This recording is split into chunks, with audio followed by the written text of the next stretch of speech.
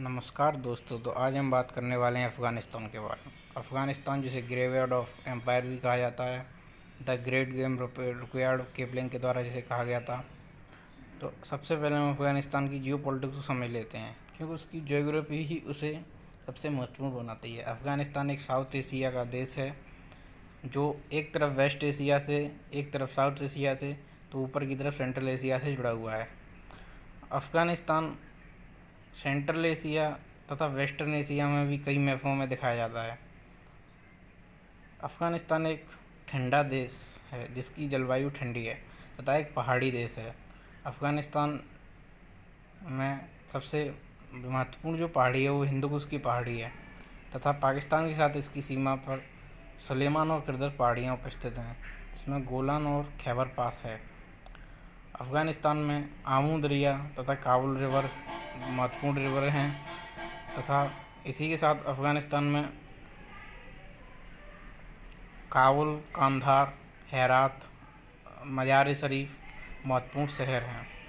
अगर हम बात करें अफ़गानिस्तान के इतिहास की, तो अफ़गानिस्तान हमेशा से ही दो साम्राज्यों के बीच में बफर जोन का काम करता रहा है। उसने कई साम्राज्यों के बीच में बफर जोन का काम किया है तथा इसी के कारण इसे द ग्रेट गेम कहा गया है तथा इसी के कारण ये ग्रेवयार्ड ऑफ एम्पायर बना। अगर हम बात करें सबसे पहले अफ़गानिस्तान की इतिहास की, तो अफ़गानिस्तान के इतिहास अगर प्राचीन काल में हम देखें तो ऋग्वेद में यह उल्लेख है कि अफ़गानिस्तान में गांधार कम्बोज महाजनपद था। उसके पश्चात अगर अफ़गानिस्तान के इतिहास के बारे में बात करें तो 6वीं शताब्दी के लगभग यहाँ पर अखेमेनियन एम्पायर ने कब्जा कर लिया। अखेमेनियन एम्पायर के कब्जे के बाद अफ़गानिस्तान पर जब अखेमेनियन एम्पायर का अंत हो गया तो अलेक्जेंडर ने पर्शियन एम्पायर यानी कि अखेमेनियन एम्पायर को जीतते हुए अफ़गानिस्तान पर कब्जा कर लिया।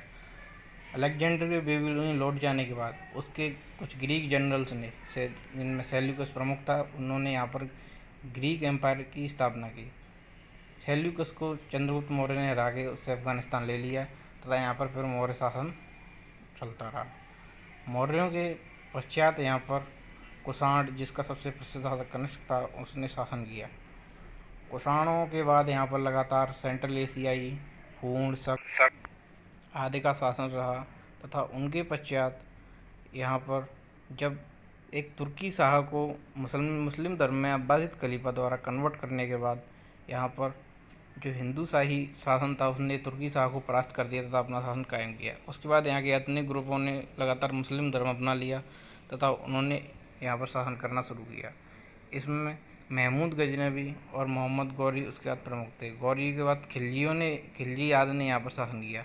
उसके बाद सबसे जो महत्वपूर्ण इन्वेजन अफ़गानिस्तान का रहा वो चंगेज़ खान का था।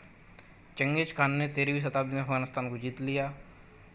जब ईरान के शाह द्वारा उसके राजदूतों का सर कलम कर दिया गया था, तो वो ईरान जीतने के लिए जब उसने आगे बढ़ा तो उसने अफ़गानिस्तान को भी जीत लिया। वहीं से वो भारत पर इन्वेजन करने की सोच रहा था, लेकिन कुछ कारणों से उसने भारत पर इन्वेजन नहीं किया, जिनमें एक ज्योतिष तथा एक तर्कपूर्ण कारण उसका भारत को पार करके नॉर्थ ईस्ट से निकलते हुए चाइना जाना था। लेकिन उसके कुछ विद्वानों ने बताया कि बारिश के मौसम में नॉर्थ ईस्ट की भूमि दलदली हो जाती है और वो उसकी सेना के लिए ठीक नहीं है, इसीलिए उसने भारत पर इन्वेजन नहीं किया।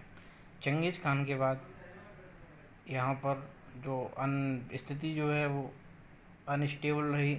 उसके बाद जब मुग़ल एम्पायर आया तो बाबर ने जब काबुल को जीता, उसके बाद मुग़ल एम्पायर ने अफ़गानिस्तान पर नियंत्रण किया।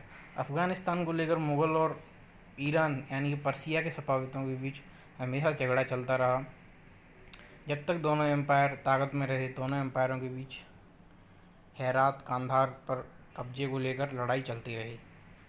मुग़ल एम्पायर के डिक्लाइन के बाद हम देखते हैं कि अहमद शाह अब्दाली, नादिर शाह और अहमद शाह अब्दाली द्वारा अफ़गानिस्तान पर नियंत्रण रखा जाता है।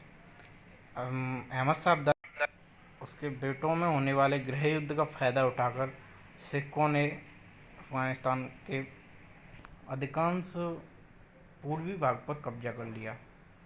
जब सिखों के एम्पायर का भी पतन हो जाता है और अंग्रेज़ उन सिख एम्पायर पर कब्जा कर लेते हैं, तो उसके पश्चात अंग्रेज़ ब्रिटिश इंडिया अफ़गानिस्तान की तरफ सरहद तक पहुंच जाता है तथा ऊपर से रशियन एम्पायर सेंट्रल एशिया पर कब्जा करके नॉर्दर्न अफ़गानिस्तानी सरहद तक पहुंच जाता है। तो अब अफ़गानिस्तान रशियन एम्पायर और ब्रिटिश एम्पायर के बीच बफर जोन बन जाता है, और इसी बफर जोन के बनने के कारण दोनों के बीच होड़ लग जाती है अफ़गानिस्तान पर नियंत्रण करने के लिए। और इसी को रुडयार्ड किपलिंग, नोबेल पुरस्कार विजेता एक नोवेलिस्ट से, जो कि इंडियन में ही उनका जन्म हुआ था, उनके द्वारा इसे ग्रेट गेम का नाम दिया जाता है, क्योंकि ये एक लंबे समय तक अफ़गानिस्तान रशियन एम्पायर और ब्रिटिश इंडिया एम्पायर के बीच बफर जोन का काम करता रहा। इसके पश्चात ब्रिटिशों ने लगभग 3 बड़े युद्धों के द्वारा अफ़गानिस्तान पर नियंत्रण की कोशिश की, लेकिन लगभग तीनों युद्धों के बाद वो अफ़गानिस्तान पर पूर्ण नियंत्रण नहीं जमा पाए, या फिर नियंत्रण बहुत अधिक समय तक नहीं जमा पाए, और कुछ समय के बाद उन्होंने अफ़गानिस्तान से अपना कंट्रोल खोना पड़ा। जब अंग्रेज़ ब्रिटिश इंडिया को आज़ाद करके वापस गए, उसके बाद में अफ़गानिस्तान स्वतंत्र हो गया, और अफ़गानिस्तान भी की नीति भी स्वतंत्र चली। लेकिन इसके बाद रशियन USSR, जो कि सेंट्रल एशिया तक उसका नियंत्रण था, अफ़गानिस्तान से उसकी सरहद मिलती थी, 1979 में एक बड़ा निर्णय लेता है और अफ़गानिस्तान में अपनी सोवियत या फिर कहें कम्युनिस्ट सरकार को प्रोटेक्ट करने के लिए वहाँ पर अपनी सेना उतार देता है। इसके विरोध में US द्वारा पाकिस्तान और सऊदी अरेबिया के सहयोग से मुजाहिदीन संगठन बनाए जाते हैं और रसिया के साथ लड़ाई की जाती है। रसिया का ऐसा करने के पीछे एक महान जियोग्राफिकर हेरफोल्ड मैकिंडर की एक थ्योरी थी। इसे